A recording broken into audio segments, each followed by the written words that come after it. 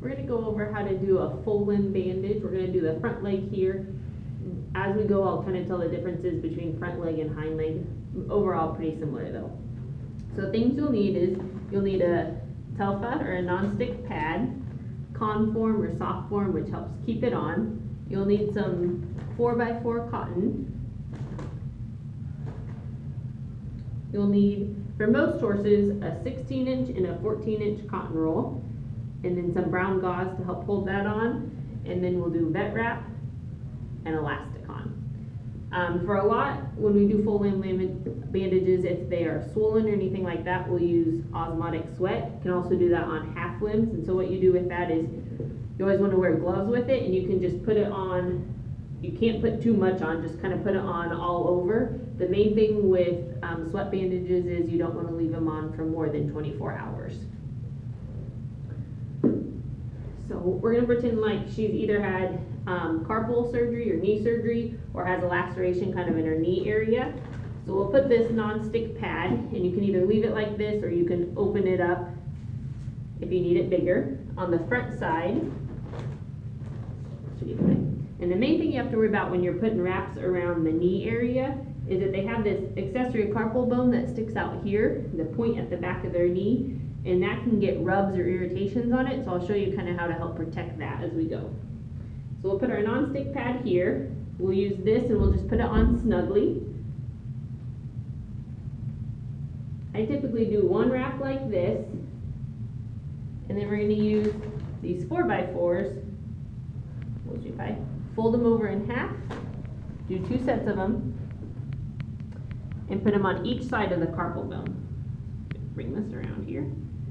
So go there and there, and kind of put the carpal bone in between, and that helps protect them, or helps protect it, and then it can't rub on it. Do it like that, and then just keep putting this on, snugly all the way around.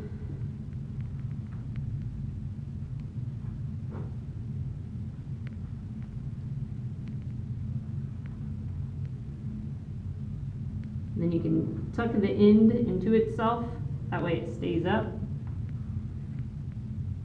while you're doing everything else. Next, you want the 16 or the longer one. We start at the bottom and then work our way to the top. So wrap this, be at the cornet band, or you can even be a little bit below it, and you want to wrap it snugly with the least amount of wrinkles as you can. You'll always get a few wrinkles here and there, but as few as possible.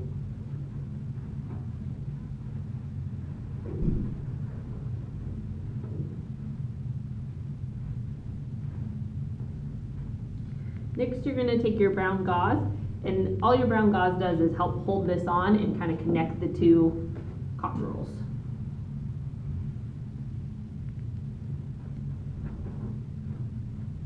You don't want to put this directly on the skin anywhere. It does not have to go all the way to the bottom by any means. Main thing is that you just get it on enough to keep it in place.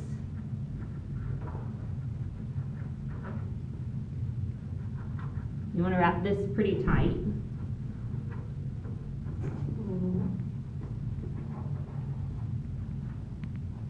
And I just tuck it into itself here.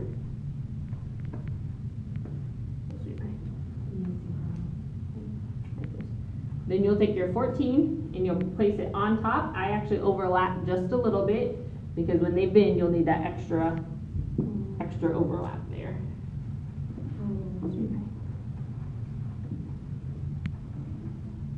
Same thing, put this on snugly. You want as few wrinkles as possible, but you will get a few wrinkles here and there.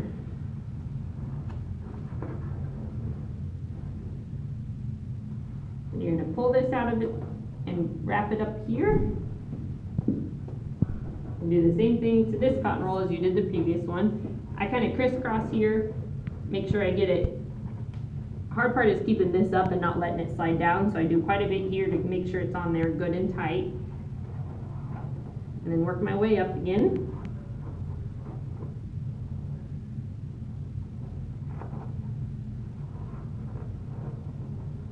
And then you can take the end and tuck the end into itself, kind of like we did with the conform. Next thing we'll do is we'll take the vet wrap, start at the bottom and work your way up. You want to put this on as tight as you can. Same thing, you want to leave a little bit at the bottom of the cotton showing, because you don't want to put the vet wrap directly on the skin, because it can pinch off can shrink and pinch off the blood flow.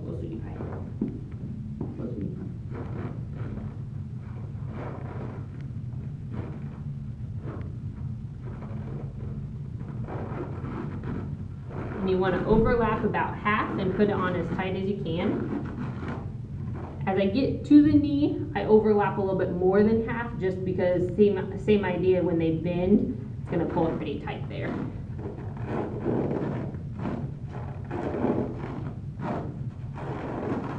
This does not have to go all the way up, especially on taller horses. You won't make it all the way up, which is fine, because then we'll take our elastic on, and we'll kind of start where this ends. I overlap just a little bit. Elastic on, the main thing you want to do is you don't want to pull it tight, so just kind of lay it on. Start kind of down where the vet wrap ends. Work your way up. And then put plenty up here. Again, don't pull tight, just lay it on nicely. Put plenty up here, because this is what will also help you hold your bandage up.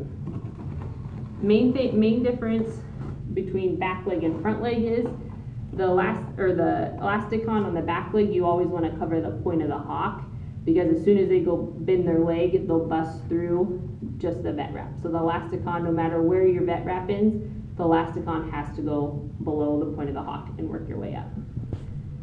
And you can also put, if need be, elastic on here at the bottom if there's a lot of sand where they're at or anything like that, to keep anything from coming up from the bottom.